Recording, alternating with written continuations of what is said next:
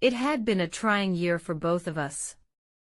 My husband and I were dealing with personal health and emotional issues that put a strain on our relationship. We needed a break, some time away from the stress and responsibilities of our daily lives. My mother-in-law, Carol, was also going through a difficult time. She had recently lost her husband, my father-in-law, and was still grieving his loss. We decided to attend a wellness and healing retreat together, hoping that the peaceful surroundings and supportive environment would help us find some clarity and inner peace. The retreat was located in a remote area, far away from the distractions of the outside world. There were no phones or televisions in our rooms, encouraging us to disconnect from technology and focus on ourselves. The days were filled with yoga classes, meditation sessions, and group therapy discussions. It was intense but cathartic, allowing us to process our emotions and confront our fears in a safe space. Carol and I spent most of our free time together, sharing meals and taking walks through the beautiful surrounding nature. We talked about everything, our struggles, our hopes for the future, even our sex lives, or lack thereof. One evening after dinner, we found ourselves sitting on the porch of our shared cabin, wrapped in blankets against the chilly air. The conversation took an unexpected turn as Carol began to share her thoughts on intimacy after losing her husband. "I miss being touched," she said softly. "It's been so long since anyone has held me." I nodded in understanding. It had been months since my husband and I had been physically affectionate with each other.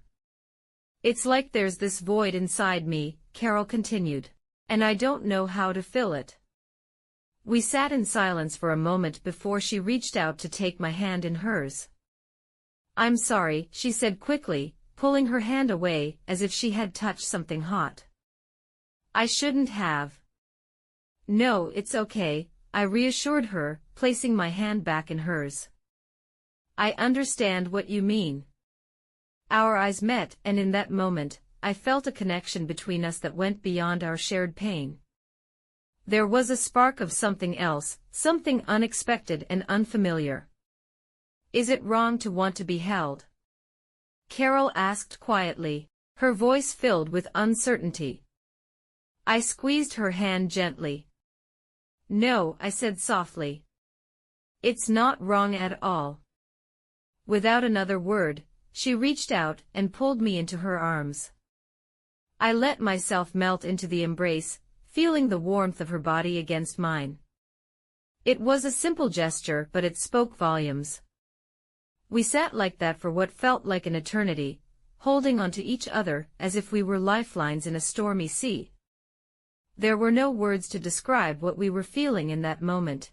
It was a language of its own.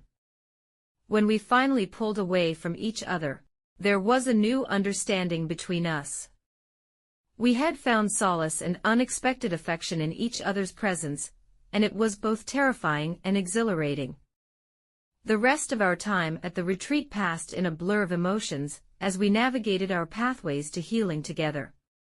Our newfound closeness blossomed into a delicate romance that promised to either heal or disrupt our lives. As we packed our bags on the last day of the retreat, preparing to return to the real world outside its protected walls, I couldn't help but feel a sense of trepidation. What would happen when we stepped back into our roles as wife and mother-in-law? Would our fragile love survive the outside pressures? One thing was certain, neither of us would be the same again.